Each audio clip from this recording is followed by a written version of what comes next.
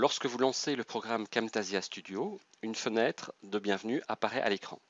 Sur cette fenêtre, vous allez cliquer à l'intérieur de l'icône intitulée Record the Screen.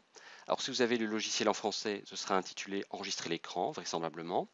Et si cette fenêtre de bienvenue n'apparaît pas, donc je vais cliquer sur Close, vous avez une autre possibilité, ce qui revient strictement au même, c'est de lancer la capture d'écran en cliquant sur ce bouton Record the Screen.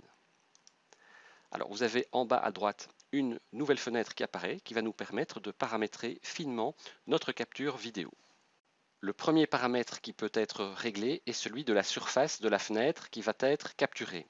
Soit vous choisissez Full Screen, donc ce sera l'entièreté de la fenêtre qui sera capturée, soit vous pouvez sélectionner seulement une partie de l'écran.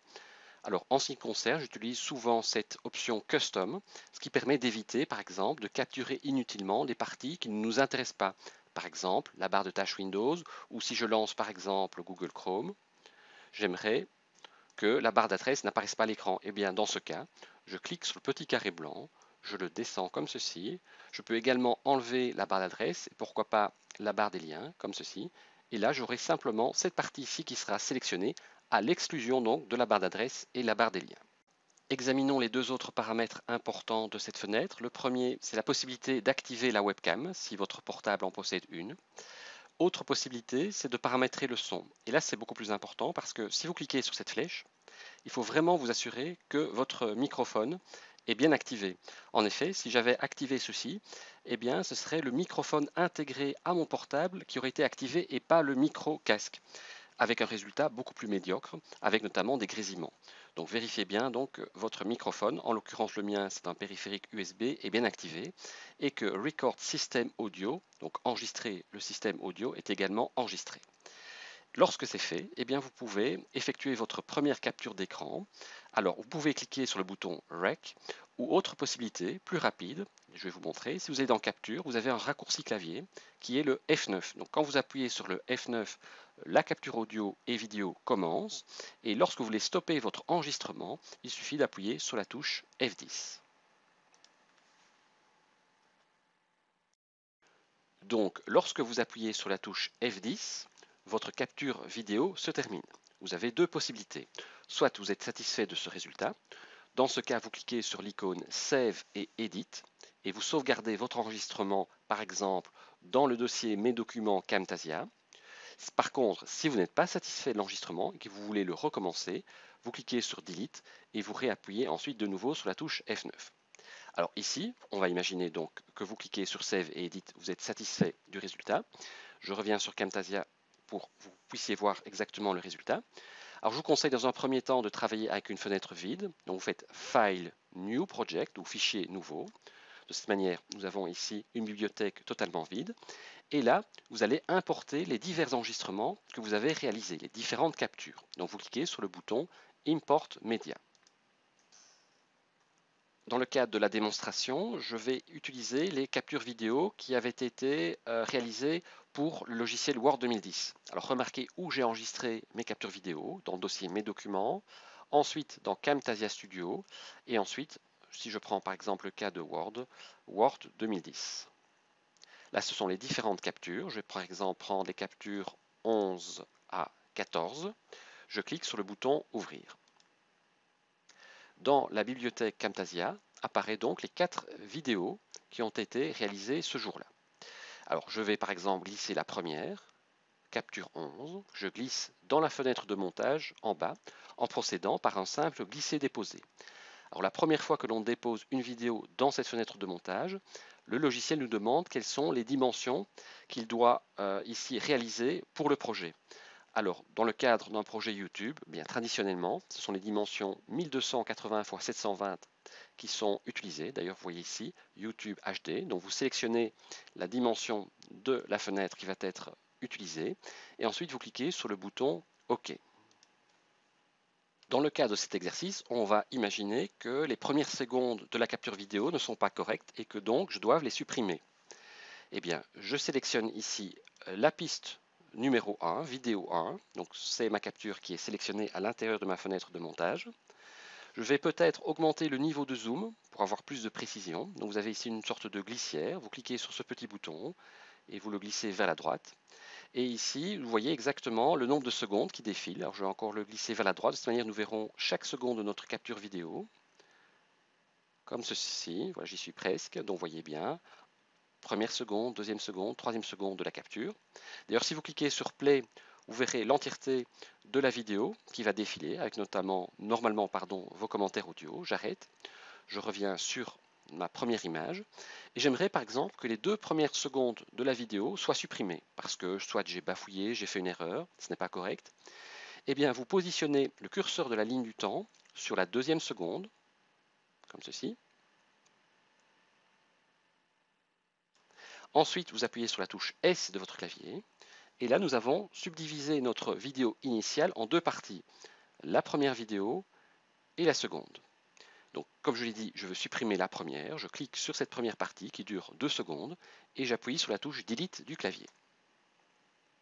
À présent, je vais vous expliquer une des caractéristiques importantes d'un logiciel tel que Camtasia, c'est la faculté de zoomer sur certaines parties de la capture vidéo. En effet, sans ce zoom, il serait pratiquement impossible pour les personnes qui vous regardent, qui regardent vos vidéos, de distinguer certains petits caractères, certaines petites icônes. Alors concrètement, comment procède-t-on ? Si c'est le cas chez vous, je vous invite tout d'abord à enlever les petits losanges bleus qui figurent sur la ligne Zoom. En effet, le programme a lui-même effectué certains zooms pendant la capture vidéo.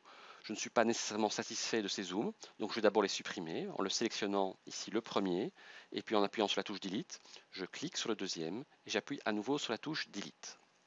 Et donc je vais maintenant aller dans Zoom and Pan, et là nous avons une deuxième fenêtre qui apparaît.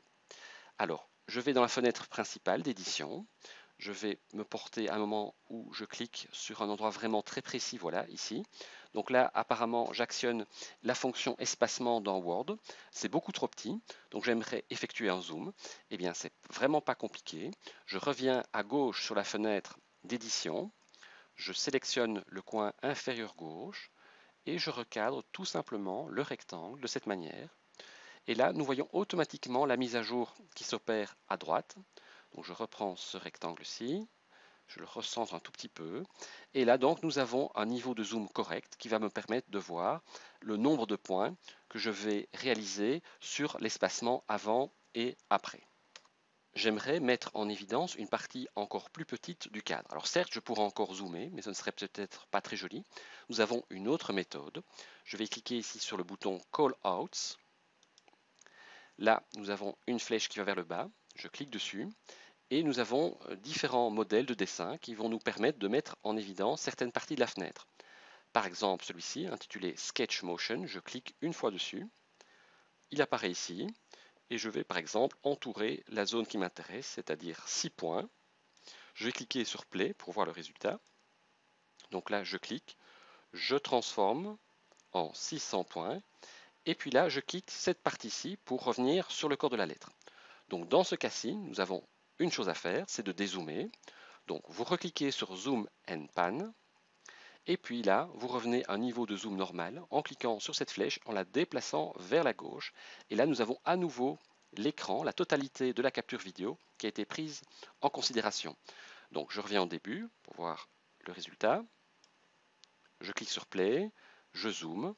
Nous avons un petit dessin rouge qui apparaît. Je tape 600 et ensuite je dézoome pour voir la totalité de mon document Word. On peut évidemment jouer sur la durée d'apparition de ces petits symboles. Donc ici le cercle. Comment? Donc si je reprends ma vidéo, je clique sur Play, je vois peut-être que le cercle apparaît un tout petit peu trop tôt. Eh bien je vais réduire sa durée.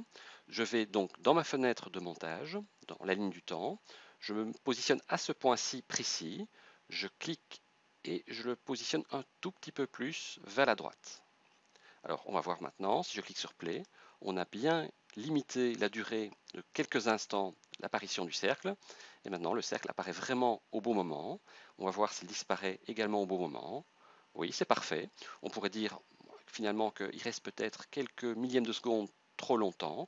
Donc je clique sur cette zone-ci et je réduis la durée à ce niveau-ci, par exemple comme ceci, et vous pouvez tester, voir si cela fonctionne correctement. Bien entendu, vous pouvez ajouter d'autres captures vidéo. Donc j'aimerais ajouter la capture vidéo numéro 13. Pour plus de facilité, je vous conseille d'aller dans la fenêtre de montage. Vous déplacez le facteur de zoom vers la gauche. De cette manière, nous pourrons réaliser un glisser-déposer très simple. Donc je sélectionne la capture 13, je ne lâche pas le bouton gauche de la souris et je dépose donc sur la fenêtre de montage. Nous avons donc maintenant la 12 et la 13. J'aimerais insérer une transition, rien de plus simple, donc nous sommes bien à cet endroit-ci.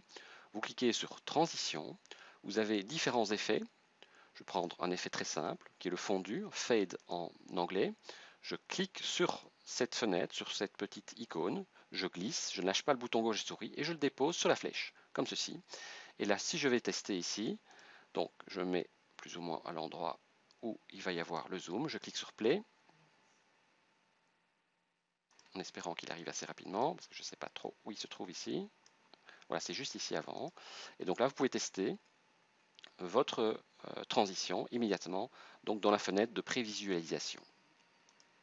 Vous recliquez sur Clip Bin. Dans le cas de cet exercice, nous allons également ajouter un générique et une musique d'introduction. Alors, vous allez dans Library, et là, vous avez différents types d'animations. Donc, je vais prendre un peu au hasard celle intitulée par exemple Silver Streak. Je clique sur le petit plus. Nous avons différents types. Alors, je vous conseille de prendre celle intitulée Séquence, donc Silver Streak Intro Séquence. Vous glissez, vous déposez juste à cet endroit-ci, donc avant votre capture, votre première capture, vous glissez, vous déposez. Et là, nous avons aussitôt une petite vidéo avec normalement une musique. Si vous cliquez sur Play, vous pouvez constater donc ici que cela fonctionne correctement. Alors, remarquez un petit problème, là je l'ai en anglais, nous devons évidemment introduire un titre. Donc pour y arriver, c'est ici vous avez Text Call Out 1, vous cliquez dessus, vous cliquez 2 fois dessus, et vous pouvez modifier le texte dans cette zone. Donc vous pouvez taper directement, par exemple, donc je clique ici, je supprime, j'appuie sur la touche Delete. Par exemple, vous tapez Introduction à Word.